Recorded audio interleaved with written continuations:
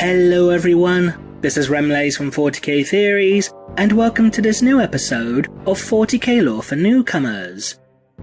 For this episode, we will be continuing with our brief look at the Warhammer 40,000 timeline. While these videos will typically focus more on humanity's actions throughout the timeline, certain important Xenos events will also be documented throughout. So without further ado, let's continue.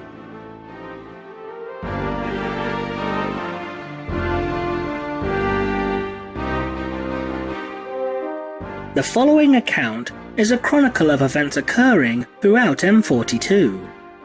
Because of how intricate and detailed the events of this time were, only certain key events will be mentioned, which in turn will be expanded upon in future videos. In addition, there is also a small chance of potential inaccuracies of specific dates due to contradicting sources. For events that occurred prior to this, make sure to check out the previous videos in the 40k timeline. Unknown date, early M42. A new Blackstone Fortress is discovered outside the boundaries of Segmentum Pacificus, within a region of space beyond the reach of the Astronomicon, known as the Western Reaches. The presence of the fortress attracts a number of scientists, explorers, and treasure hunters from a variety of races, who attempt to uncover the fortress's secrets. The space station known as Precipice is established and becomes the staging point for each successive attempt to explore the fortress.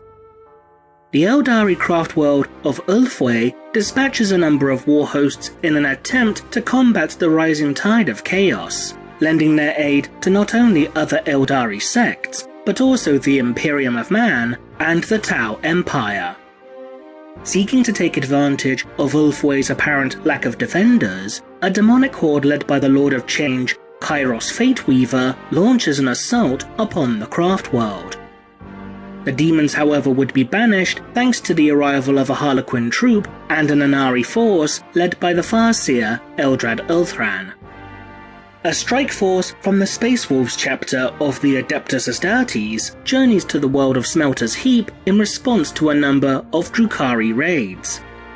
During a battle against the warriors of a witch cult, several packs of Primaris Inceptors succumb to the curse of the Wulfen, transforming them into savage monstrosities that fall upon their enemies like feral beasts.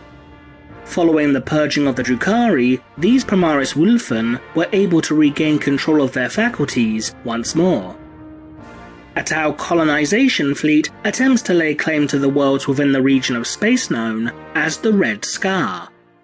Despite conquering a number of worlds within the region, the Tau find their progress halted by a sudden and violent assault launched upon them by the Blood Angels, Flesh Terrors, and Angel Sanguine Space Marine chapters. The hive world of Drakkar is subjected to a full-scale invasion by numerous warbands from the World Eater's Traitor Legion. Saint Celestine makes her appearance prior to the invasion in order to lend her aid to Imperial forces. An Alpha Legion strike force attempts to reach the heart of the capital hive in order to obtain a mysterious psychic beacon that is guarded by an order of the Adepta Sororitas. The Alpha Legionnaires succeed in obtaining the beacon during the confusion wrought by the World Eaters. Saint Celestine succeeds in banishing a Keeper of Secrets unleashed by the Alpha Legion during the battle, but is slain shortly thereafter by Khan the Betrayer. Ivrain, the emissary of Iniad, convenes a council between a number of Aeldari sects, including that of the Craftworlds, a number of Corsair fleets, Harlequin troops, Exodite clans, and Drakkari cabals upon the maiden world of Iathglass in order to discuss the possibilities of truce and alliances in these dark times. While the council degenerates from civilized debate into petty arguments, the forces of chaos launch an invasion of the world, taking the Aeldari by surprise. The combined Aeldari sects swiftly defeat their foes, and despite the battle proving how strong an alliance between the various groups can be, the delegations all go their separate ways, having come no closer to reaching an accord. the sanguinary priest Corbulo accompanies a Blood Angels Primaris strike force to the world of Khovan in order to destroy an Alpha Legion stronghold known as the Fortress of Lies. While the Blood Angels would succeed in destroying the Traitor Legion forces, the amount of violence displayed by the Primaris is so extreme that Corbulo becomes incredibly concerned about his chapter's new brethren. Following his return to Baal, the sanguinary priest would seek an immediate audience with Chapter Master Dante. After being defeated within the Baal system, High Fleet Leviathan begins to turn its attentions towards Segmentum Solar, launching a vast offensive along the Segmentum southern border. The Red Wolves chapter makes a valiant stand of defiance against the Swarm, but the chapter is ultimately forced to abandon its homeworld in order to ensure the survival of their gene seed stocks. The Ultramarines Primarch Rabute Gilliman dispatches dozens of newly founded chapters of Primaris Marines in an attempt to hold the line against Leviathan. The Scythes of the Emperor defend the hive world of Hamagora from a seemingly unending horde of Nurglite demons. Unbeknownst to the Scythes, the Grey Knights' Fifth Brotherhood teleport into the sub-city of Hive Agrippa to confront a Great Unclean One that was responsible for the demonic onslaught, and succeed in banishing the demon back into the warp. The remaining demons are swiftly dealt with by the Scythes of the Emperor, though the chapter remains unaware of the part played by the Grey Knights in saving the world. A Death Guard armada emerges from the Nemya Atoll and begins laying siege to the Tau Empire's Startide Nexus, seeking to capture it for their own nefarious purposes.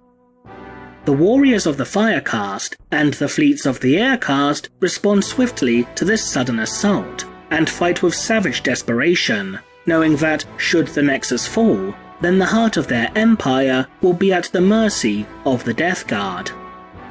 Commander Shadowsun leads a massed counterattack against the Nurglite Astartes, and the Tau manage to succeed in holding the Death Guard at bay for the time being, though they will be unable to do so indefinitely. A Genestealer cult is discovered upon Terra by the Inquisitors of the Ordo Xenos, who request authorization for the Death Watch chapter to dispatch kill teams to eliminate the cult.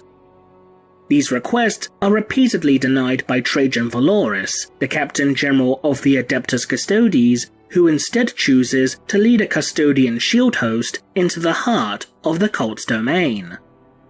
The Custodians succeed in destroying the cult, with Valoris personally slaying the organism that sired it.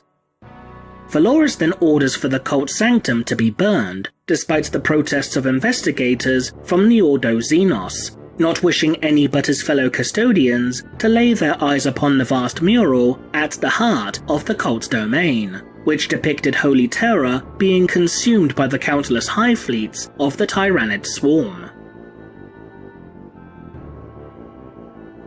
And that concludes this portion of the Warhammer 40,000 timeline. If you liked this video, consider supporting us on Patreon for more content. To those who are new to 40k, we hope you learned something. So leave a comment below, and thanks for watching.